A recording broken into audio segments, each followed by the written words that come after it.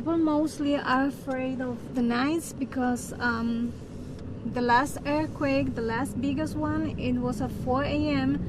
and you could hear things falling, you could hear things breaking, but you couldn't see nothing, and that's why people are afraid of getting hurt leaving the house at night. And how many people stay at your camp at night usually? Well, there are 50 cars. I think like, I don't know, maybe 70 people, maybe 50, 60. So at night is when you find everyone. ¿Comen juntos? Yeah. Yeah. We sometimes we cook there in the grill, and everyone comes in there and they ask for food, and we give it to everyone who needs it. And sometimes we go to the Yauco Stadium, and we bring a sheet of food.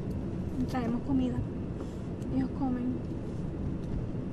So what does your night routine look like? You come home from work, do you go home and get ready for bed and then go out there? Yeah. Can you describe it to me? When you get home, what do you do? I started working on Wednesday. So in the mornings I get ready for work. I get on my clothes. If you can see my in my car there are my work shoes and some other shoes, so I can get changed. So when I come from work, I just go to the house, I get a bed, and then I go to the camping site. The most difficult thing is going to the bathroom. We have to go to the bathroom, but I have some neighbors that some earthquakes have gotten them in the bathroom, and they have good injuries, mostly in the knees and on the arm. on the arms. Because when you are in the bathroom, it's not safe. It is humid. You have the soap. It is slippery. And we have some neighbors that have gotten some injuries that way.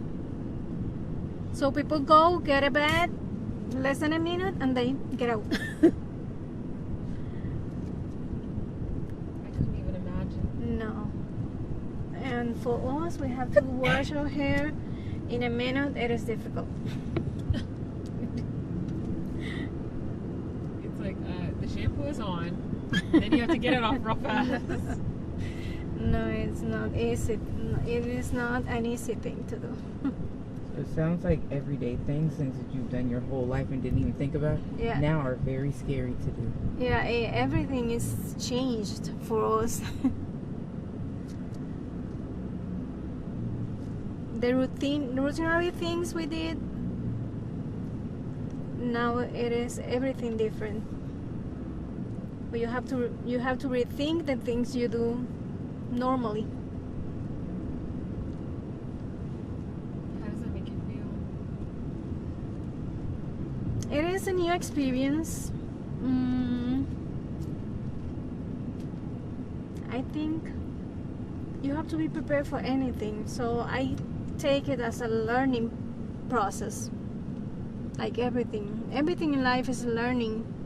So I am learning a new form of a new type of life, I guess. How to survive an earthquake. That's what we're learning right now. But also how to raise your children in this new situation. What's that like? My daughters, they are old enough, so I have a 21-year-old and a 27-year-old, so they are basically independent. They study and they work, so they are independent. They live in my house, but they are independent. But I think people with children have it is a challenge to teach them, but also without the fear. It is a challenge.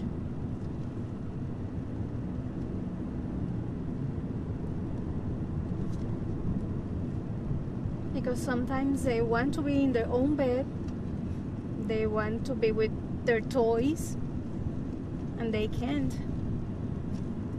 It's for the safety, but they don't understand it.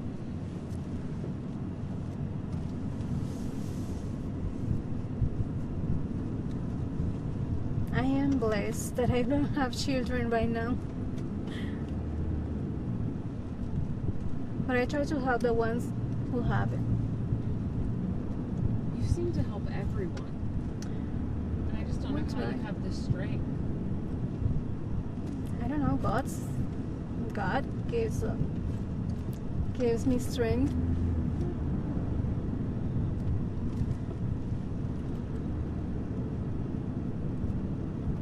You know, I think God's direct us to do things. The night after the big earthquake, I was blessed in my house at 10 p.m. Everyone was preparing their cars, preparing the safety bags, everything. And I was with my blessed oil, and I was walking around my house, leaving the oil in toda la esquina, in all the places. And I already blessed the electric, the poste eléctrico también. I bless them. I think that's one of the reasons my house is okay.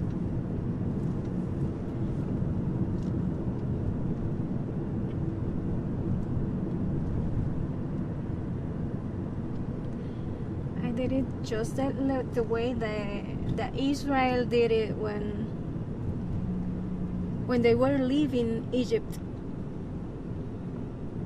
Cuéntame de eso. De Israel.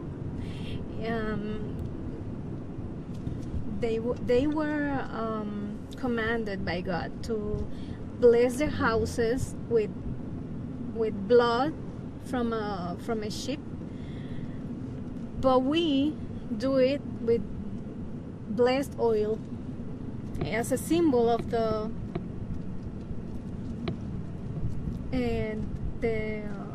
as a symbol of the Espíritu Santo. So that's what I did. I bless my house. I bless my cars, and I bless my girls as well. God is good, and He is faithful more than us. Because we forget, He does not forget.